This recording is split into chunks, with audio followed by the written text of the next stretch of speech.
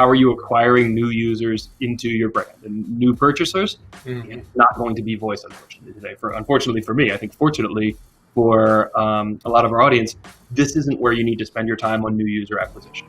That's first and foremost. It's not going to be the fastest return.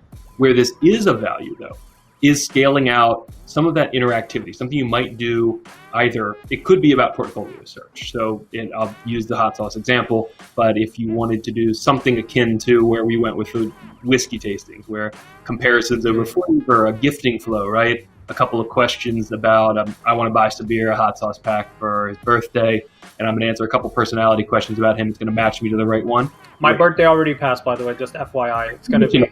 You got to go. So things like that, though, really impactful. Or, and you mentioned in this case, it's a smaller local business. What we are starting to see is integration.